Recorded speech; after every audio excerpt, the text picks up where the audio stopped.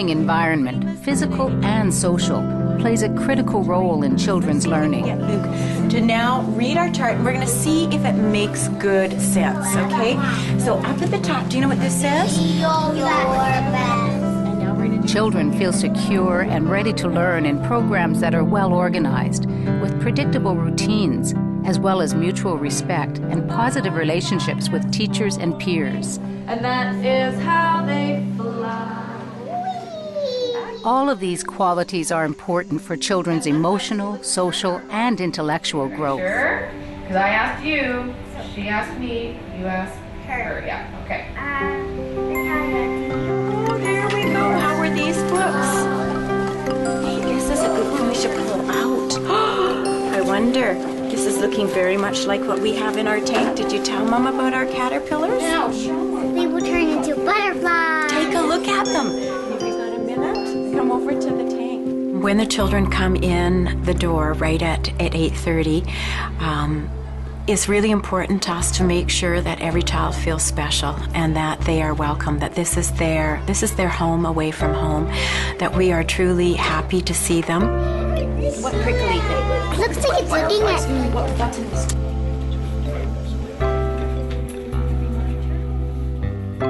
Learning is an emotional process as well as an intellectual one.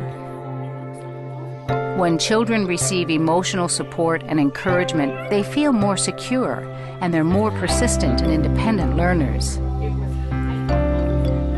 One of our biggest tasks as kindergarten teachers is to help them build relationships that are positive and successful with each other and with the teacher. Many of those relationships with the other children are built through the teacher. If children enter kindergarten and the first lesson they learn is they can't succeed, we run the risk of that lesson staying with them for a lifetime. So success through relationships is one of the most important opportunities we can provide children in kindergarten. You can help me.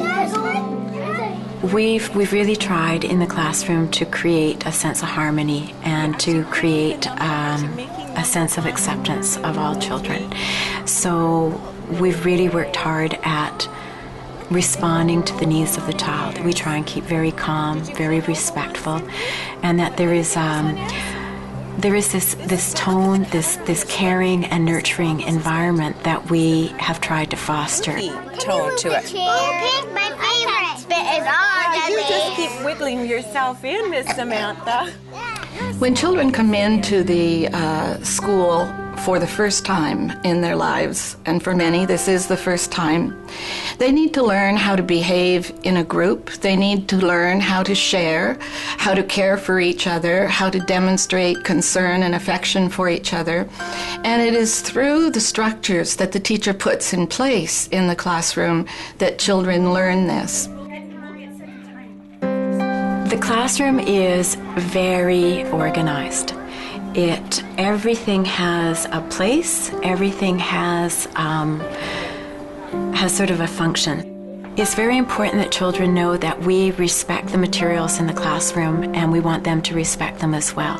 So if they know that when we are playing with materials, we need to kind of put them back, that we can go back to sorting them or we can arrange them in a way that's pleasing to the eye. I think it also gives children a sense of security, knowing that the books are always kept in a certain basket or the black mats are in a certain pile. I need you, Jayden, I need you, Gavin, and I need Finn. All my cleaner uppers, we can leave it now. We'll finish tomorrow. Thank you, Sheila. Childhood is a magical and a mystical time. There's nothing like watching the joy on a child's face when he or she takes that first step and realizes they can walk, or the first time they can make a toy squeak on command. Look, Samantha, I got myself my marathon. And they come to us with that same eagerness to show what they can do. Kindergarten children are natural explorers, and they look for answers using everything available to them. A rich environment encourages children to challenge themselves and the theories they have about the world around them. Over time, as teachers build their program, they collect resources that fill the classroom with learning opportunities that stimulate all the senses. Dynamic kindergarten classrooms provide children with materials and props and resources that they wouldn't typically have at home. So different kinds of clay to experience, water and sand and messy materials that they might not have are all typical. But when we visit the Reggio Emilia environment in Italy, which is a world model, we see very creative use of other resources such as mirrors, such as lights, which might be a slide projector on the top of a stepladder, shining down so children can make different shapes in the light. We see light tables where children can sort shapes and colors. So we really encourage our kindergarten teachers to look for resources that might have been considered adult in the past. We need to think of the child as capable when we're setting up our learning centers and offer them opportunities they may have never had before. By creating some softer light and some things that twinkle or that create a sense of almost fairy tale magical quality to them, things that feel really precious to children, they respond in a different way. They treat the materials with a little bit more respect. There is something intrinsically motivating for children. Children come to us with different personalities and different ways of being. It's important when we design different spaces for different types of children or for their needs at different times of day. Some children like to find a quiet place where they can be alone. Some children need a boisterous place where they can play noisy games with each other. You know what? It looks like it's a pretty big rainbow, Samantha. It's a lot of icing though. So. We also need space for large group instruction and small group instruction where a teacher can work separately with children. This one is none of it. None of it. Winnipeg is right here.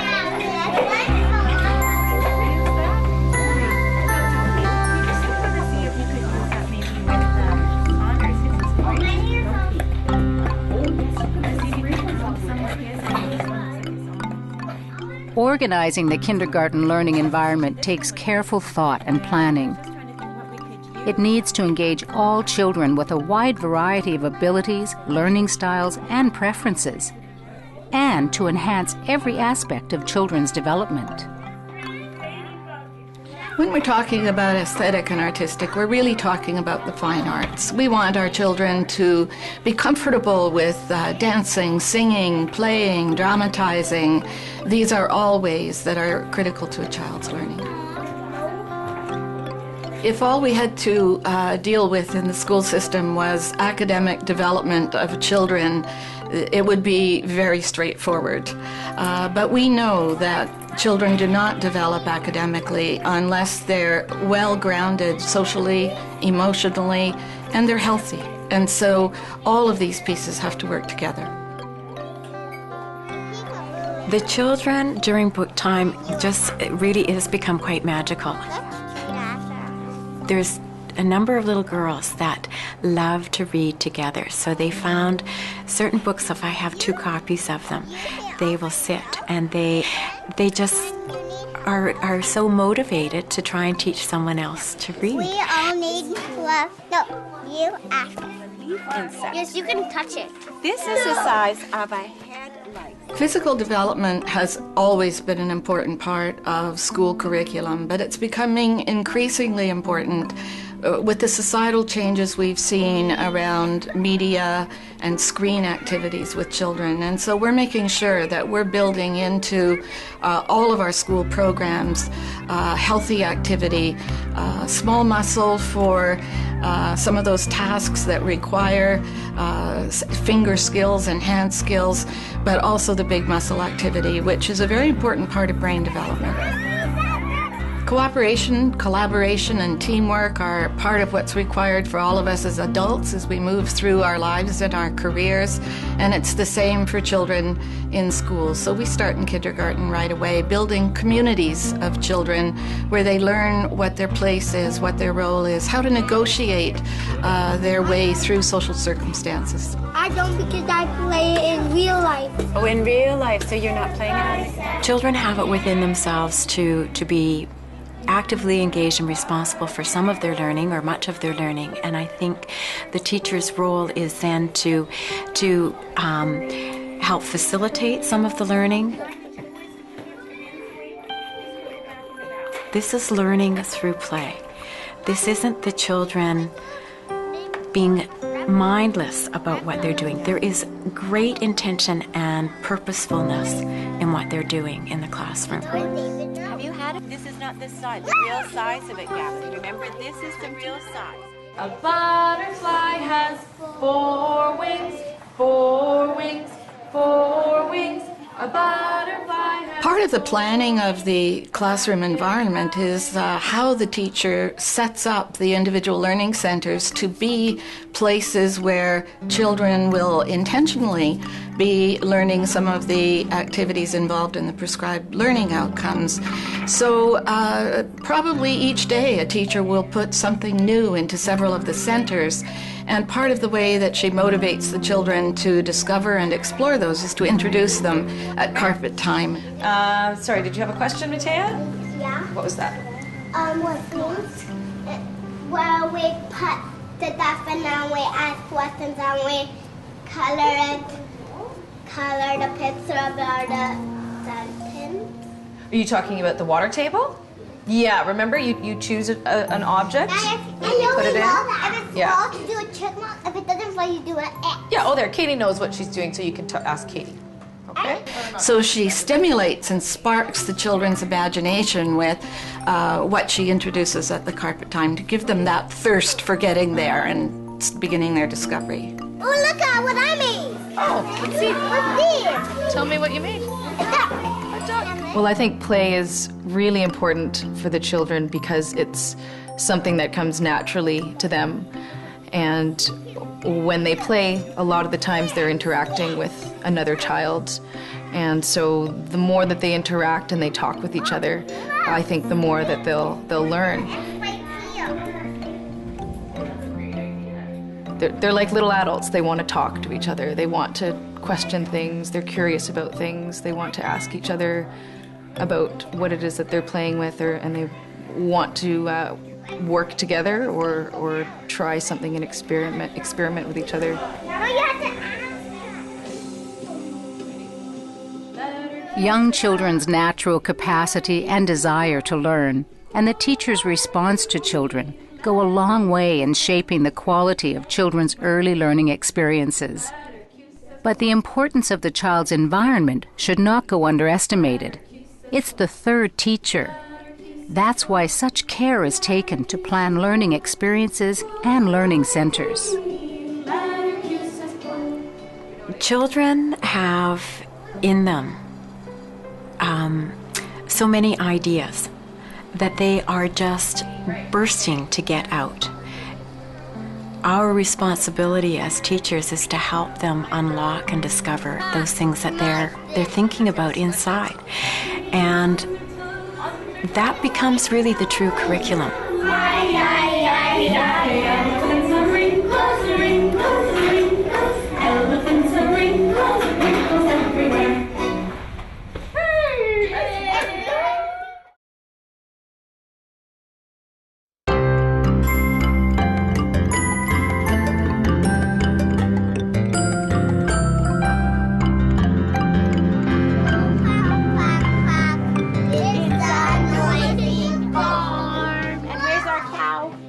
Nice and high, okay, Renee? The cows in the barn go moo, moo, moo. Moo, moo, moo. I know, let's start from cows now. You want to start Play. with cows now? It's the cornerstone of a young child's development. This could be our stranger. The positive emotions children experience when they play are as important as the skills they are building. Their name is not in here. No, he's not in here. He's at me. Through play, children come to enjoy learning and to embrace it with confidence. Brain research tells us that children who are brought up in a play-based environment have stronger social skills, have greater development of creative thinking and intellectual skills, have less aggression, have less anger, are more prepared to take risks, are more prepared to be imaginative in how they proceed, not just with their childhood, but with their lives. And, okay, do you want me to start it? Ready? Because what are they doing? What are the kids doing?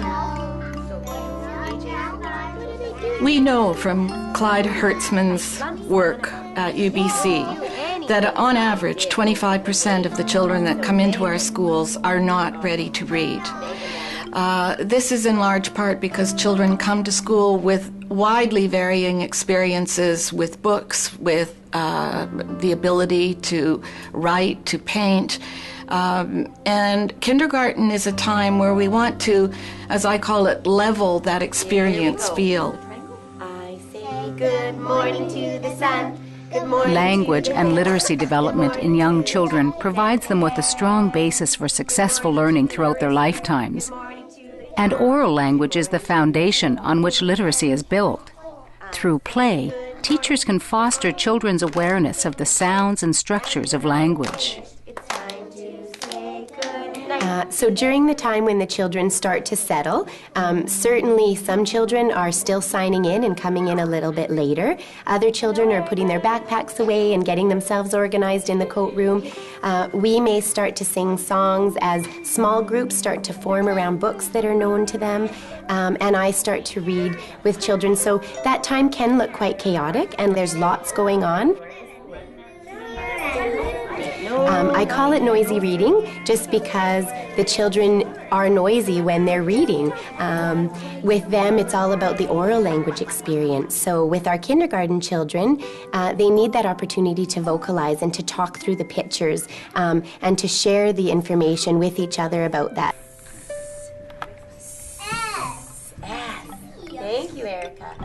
Once we've settled in and we've read our stories, then what I often do is I use that time as a little bit of an explicit investigation into our literacy and into the kindergarten literacy program. So that's an opportunity for me to have the whole group be able to spend some time focusing on some of the things that are in our kindergarten curriculum related to our oral language and our literacy development. And let's have a look at our magic box. We have a T and an E at the very end. There's a missing letter in the middle. From September until now, which, you know, we're nearing the end of our year in kindergarten, that also looks very different. We have much less words. We have much easier words in that. There's not as many sentences, and there might not be any of our letters missing. And so, that, again, that's a real gradual process for children to work through that process of the secret message. And again, through observing your children and through knowing their capabilities and where they're at, you can modify that to meet their individual needs.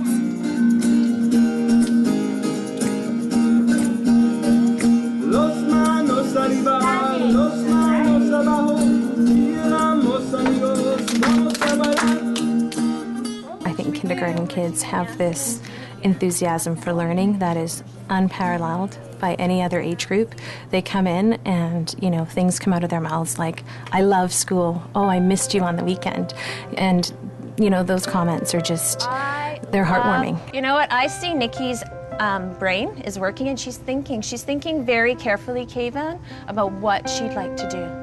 My role is the role of facilitator and guider, and I'm just basically trying to encourage the kids. I want to make sure that they feel successful. I want to make sure that they feel confident. I want to make sure that they feel independent. I think those are all qualities that they need to have in order to carry them forward through school. A stranger who is typically not familiar with schools might walk into a kindergarten classroom and believe that this is a relatively unstructured environment. In fact, the very best kindergartens have a high degree of structure behind them, even though they may appear not to be structured. This is the most critical role that the teacher plays. Is that true? We're going to talk about that. You guys are going to help me. Come up here. You're going to help me. The carefully planned kindergarten teacher at the beginning of the day is very intentional about how the day is going to unfold.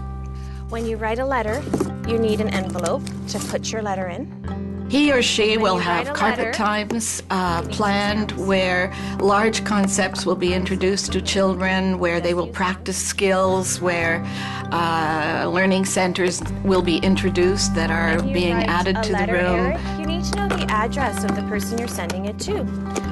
The timer is up. If you would like to choose a different center, you do need to clean up. Center time for children is the busiest time of day for the teacher. She has multiple roles that she must accomplish during center time. She may take her clipboard and move from center to center and observe several different children and how they're working on that particular day. If she's had skills that she's asked them to focus on or work she's been doing with them. So if you want to write to Arian, you can start by saying to Arian. She may be stopping at different centers and asking questions and probing to encourage children to take a new step, a different step in their learning project. I did 6. And you got them all. She might stay at one center and begin the development of a project with a group of children who are particularly interested in something special. She has multiple roles. Start with a T, but this one's actually a lion. In the hands of a skilled teacher, play is a rich laboratory that can be used to teach multiple concepts. Children need 2 kinds of opportunities for play: those initiated by the child and those guided by the teacher. Oh, I like that song. What's next, guys? I have my curriculum and what I need to do according to the ministry guidelines, but I want to also be respectful of their interests and what they would like to do. And so it's a bit of a, a give and take relationship. So listening to them so that they feel like the kindergarten classroom is their classroom. Are you over here? I'll be there in a second. Okay, so let's do your message. A prime example of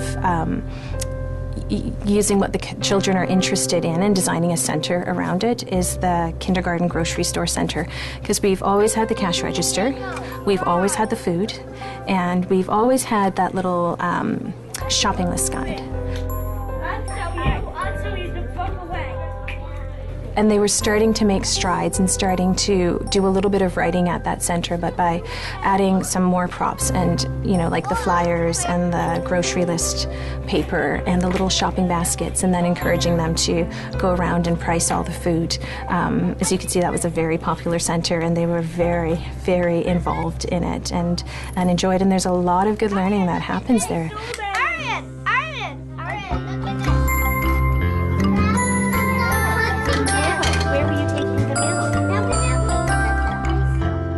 As there are multiple ways that children learn, there are multiple ways that children play. And a really healthy learning center environment should offer all kinds of different experiences for children so they can experiment, they can construct, they can play games together. We had just visited a farm, and it was apparent throughout many of the scenes that the children were really engaged in farm animals and what happens on a farm, and they have just brought this new field trip experience into their classroom. Part of me introducing the masks was for them to have that freedom to explore what animals do and be able to take that into the Dramatic Play Center and extend their learning with the farmer-animal relationship into the dramatic play.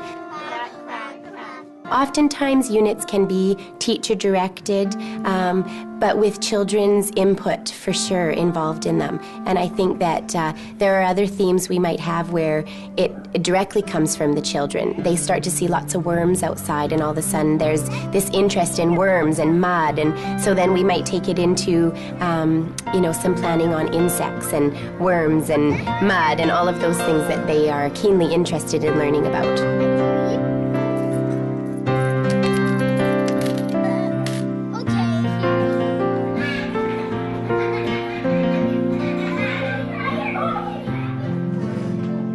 when Erica was building her little farm in the Play-Doh corner, and she was building a fence, and she was keeping her fence quite horizontal. So we talked about, well, what could we do to keep the animals in, and how could they feel safe? How could we build it up so that they weren't able to jump over it? And so eventually she did switch and put the sticks into a vertical position, so she was able to have it higher than the animals that were fenced in. Stop it, Maggie! Joseph and Bruno, go!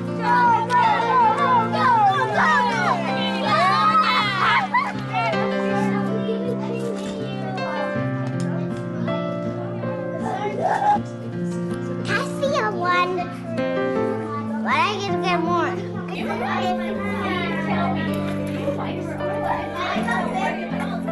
In the block play, the two children were really actively engaged with each other, and I think they were using a lot of their prior knowledge about our farm field trip to how to use those vehicles and what types of things they might have put in the vehicles and where those might be carried from farm to grocery store, back to grocery store to farm. So they were having a really in-depth conversation that really was just leading itself. Where do you go to get your milk? In the farm. Research shows that teachers can have enormous influence on children's learning. Through a combination of educator-guided and child-directed activities, teachers help children extend what they're doing and to make meaning of their world. That one has hair too?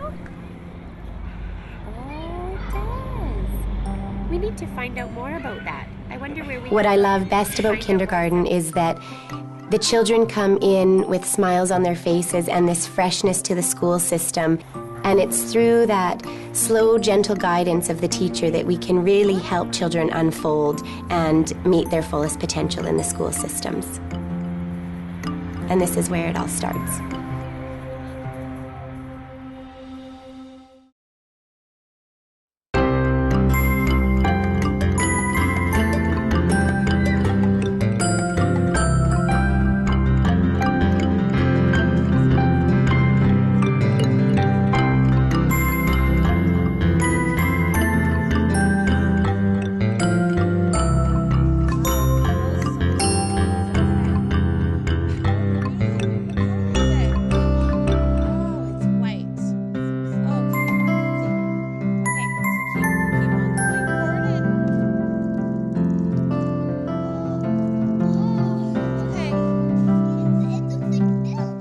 Inquiry-based learning sounds like a puzzle, but it's not. It's really a combination of a number of different skills that teachers use. Blue on one side, and then I'm going to put some yellow on that side, and then we will see what happens, okay? So here we go. It's relying on emotional intelligence of children, where we are, in fact, scaffolding their learning experience a la Vygotsky's theories, where we take a child to the edge of their ability and just give them that extra little gentle nudge that through questioning like, what do you think would happen if? And what if you had tried that? And can you think of a different way that you might be able to use that particular tool or resource? Let's add a little bit more water. And so it's encouraging children in a very basic way to be researchers, to puzzle through, to problem solve, to begin to think about what the next step in their learning could be, to help them to be responsible for their own learning. Or is it harder? Smoother. I just wanted them to play with the materials, just to feel them, just to mix them, just to see what would happen when the water hit this cornstarch, because we haven't done that before in our classroom. So what if we added some toys, some of our water toys? Do you think we could play with water toys with this stuff? Yeah, but we need to get a little bit. But you know what? I try to ask them the questions so that they can come up with the answers themselves, and it makes their learning more real. It makes them take ownership over what they've done and what they've learned and discovered on their own because it's theirs. If I were to tell them, we're going to mix these two things together and this is what it's going to do and this is what it's going to be like and this is how it will feel, and then they did it, it wouldn't be as exciting and meaningful for them as if they just did it themselves.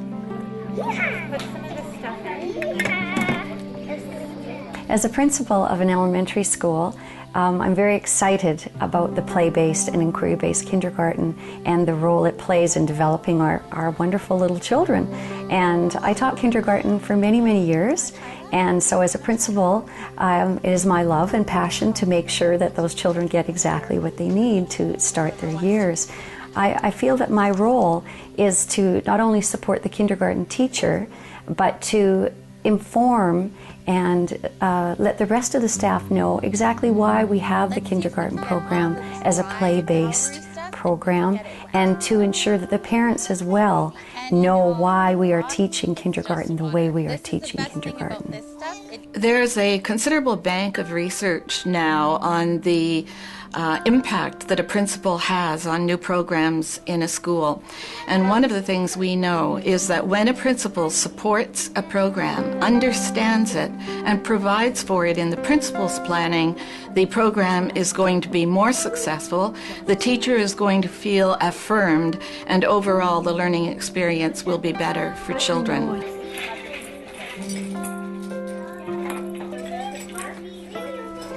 There are other ways of encouraging inquiry in learning centers that are nonverbal in nature. For example, if the children have been accustomed to a block center, for example, that has multiple different kinds of blocks in it, after a week or so, you may want to introduce a different material to the block center. Putting tubes and marbles in a sand table, which has previously simply been a place to play with sand, will change the whole type of activity that the children engage in with sand, tubes, and marbles.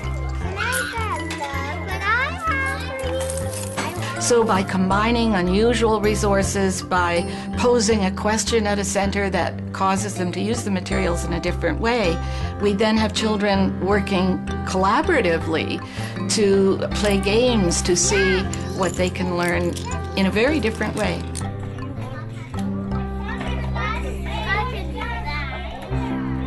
Oftentimes the children will take props from other centers, other parts of the classroom, and incorporate it in, across different centers, which is really neat to see.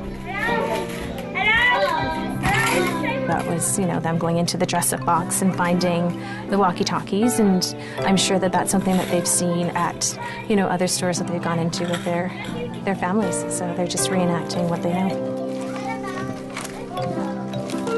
How do you open the cash register? On last day. Okay. No, not that big. But I found that.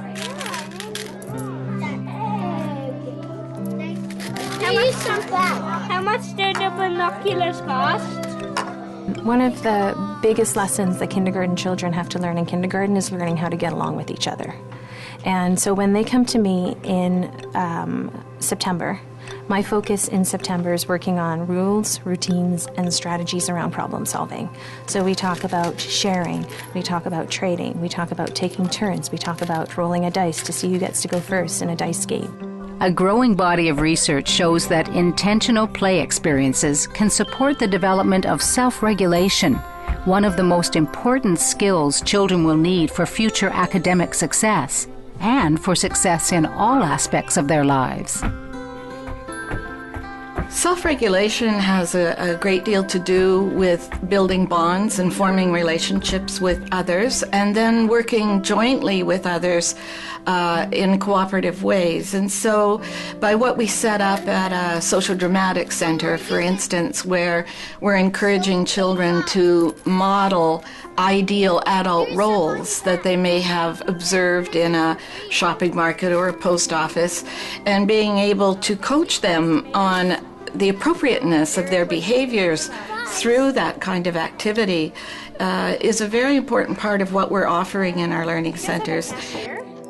Who's the cashier? The person offering? Okay, you're the cashier. Are you the store owner? Self-regulation is about many of the skills teachers use in their classroom practice. Sharing ideas and solving problems together. Managing powerful emotions. planning ahead and planning with others. Taking safe physical risks. Struggling through the hard parts to learn something new. Using language to resolve conflicts.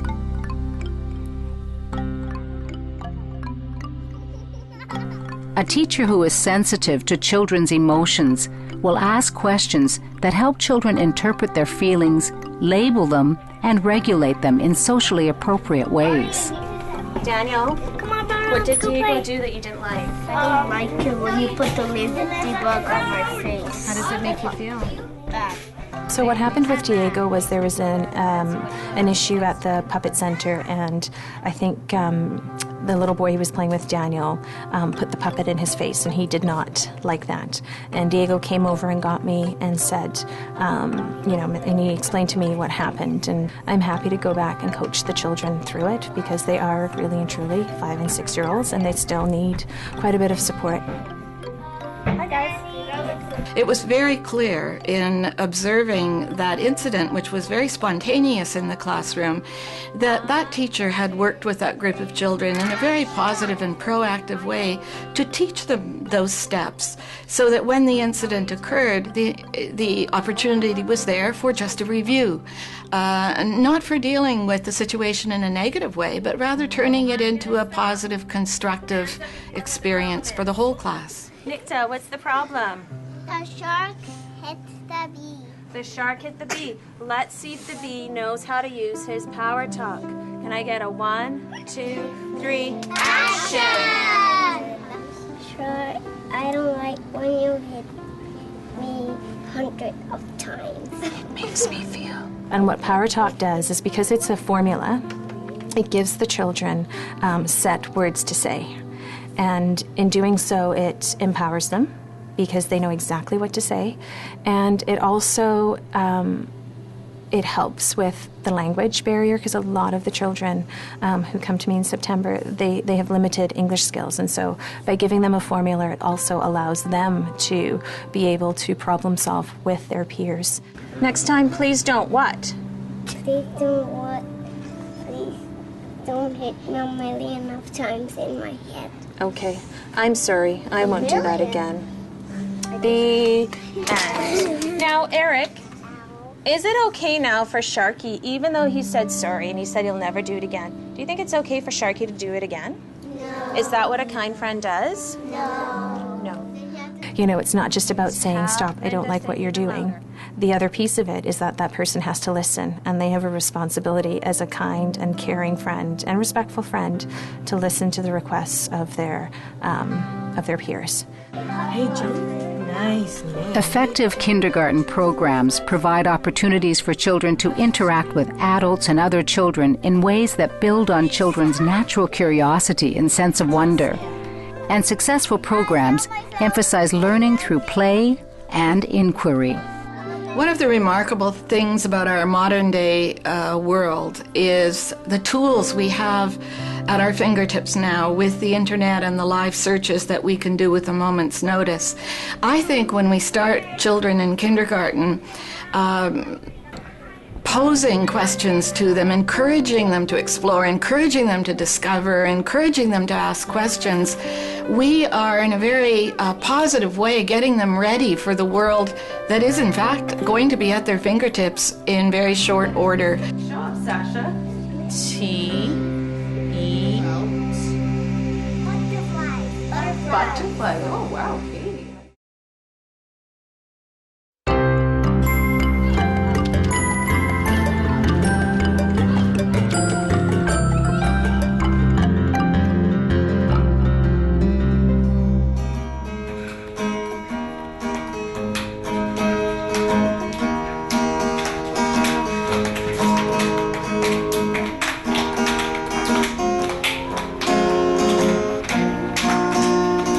Finish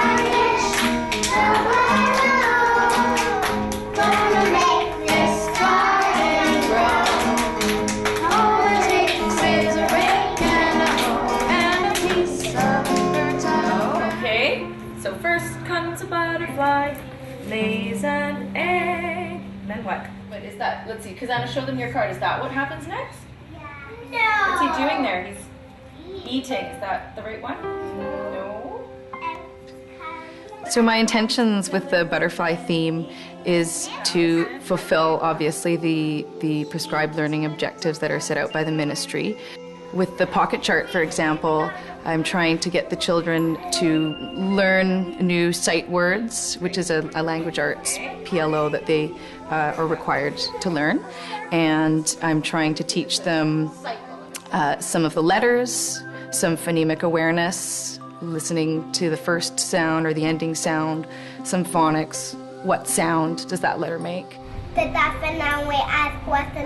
then at the same time, I'm trying to get the children to stand up and move around, to come up and put things in the pocket charts, so it really engages those kinesthetic learners.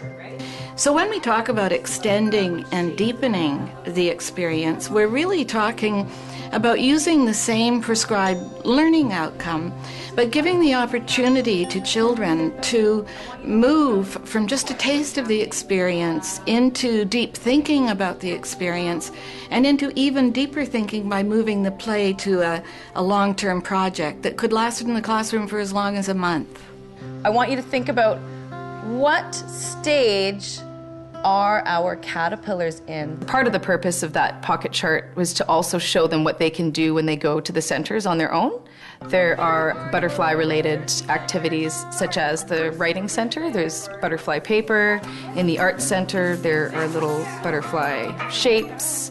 We even have a science center where we have our caterpillars, which I showed during the language arts or the science lesson. And so they can go to that center and explore with a partner some of the questions that they have about caterpillars and butterflies. Through this open-ended exploration, children work at their own pace and level as they identify, label, categorize, and reflect on their new discoveries and make sense of the world. So what are you going to do with it now? Are you going to do something else on it? Or what are you going to do next? It's going to be a surprise. Ooh, I can't wait. The teacher continues to make plans to guide the child's learning, but she makes adjustments as she observes what the child finds interesting. You're going to make it a surprise. Oh, I see. This is the Emergent curriculum, where teachers' planning matches the spontaneity that arises out of a child's daily life. I could imagine that the group of children there who are intensely interested in those pupa moving to the next step, I could see them becoming even more intrigued by the flight of the butterfly. There was talk of them going to see real live butterflies and starting to look at flight. Well, if a group of children, and particularly when it gets to be half the class are particularly interested, a teacher can easily move that into the next stage of what could we be exploring next that could be linked with butterflies? Is it wings? Is it flying? And then flying can become an intense interest in trying to fly kites, which leads us to a discussion of how we make kites and how we might make some in the classroom, and projects on whose kite can fly furthest when we take the beach trip and parents go along with us. And that might lead to talking about airplanes flying and bringing in an aviator to talk with the children about his experiences. And it can go on indefinitely until the children start to lose interest, and then it's time to move to something different. And caterpillars, when cocoons are sleeping, and then they turn to butterflies. And that's the part they turn into butterflies. Yep, they do.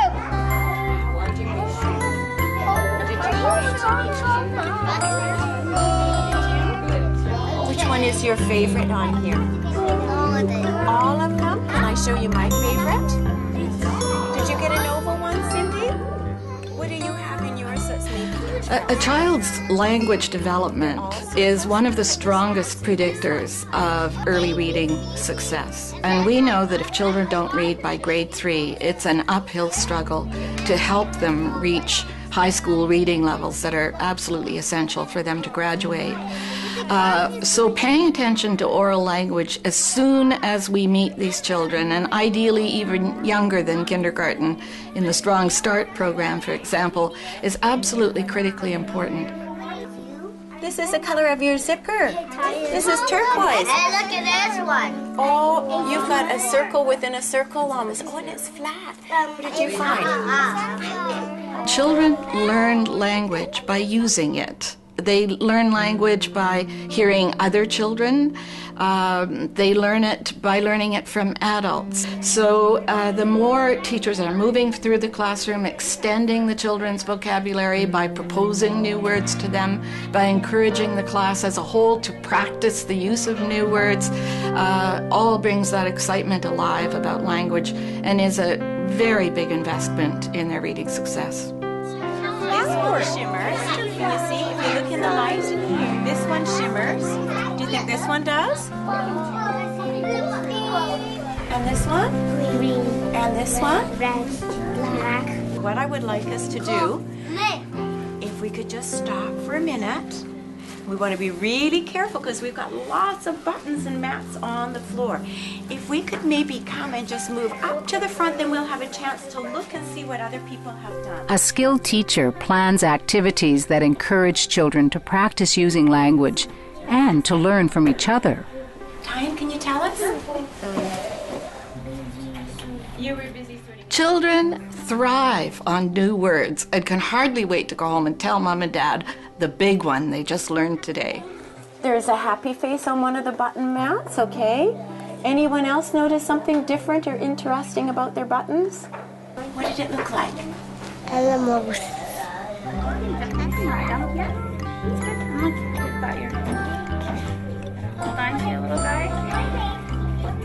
Research affirms that observation with young children is the best way to do assessments. Through observing children, we discover what they know and where they need to go next. Observations help teachers plan next steps and extend and deepen children's learning. Individual teachers will use their own style, but it's important that they pay attention to not just the immediate activity a child's involved in, but the series of activities that a child's involved in. Over and over and over and over. Children develop new skills and abilities one step at a time.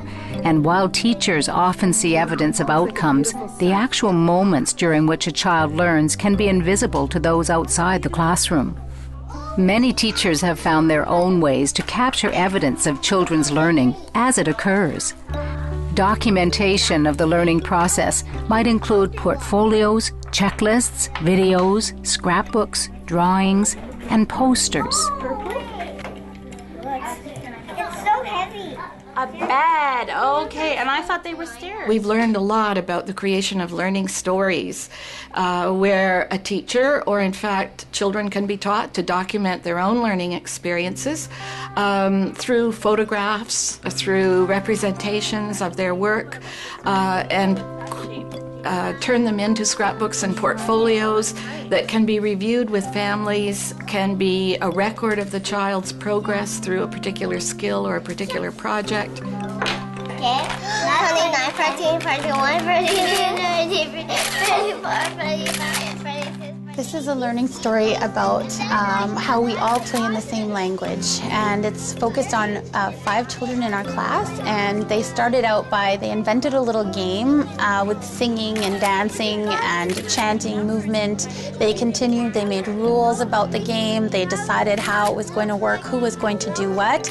They continued to change over the rules, and they didn't rely on me for anything in my intervention. This was completely independent. I was just snapping photos. Another little girl who does not speak the same language of these children at all. In fact, they all speak, these ones speak different dialects, and she speaks English. She asked, can she join in? They accepted her into the group, and she joined in the songs and the dancing, and they continued to play for about 5 minutes after that. So there was no language per se behind the play other than play itself.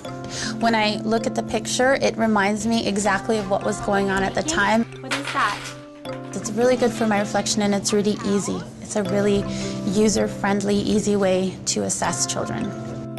These are very important ways that reinforce for a child that they are indeed learning, and they can review their progress and celebrate their progress along the way. So, very powerful way to make meaning out of the children's learning over the long term.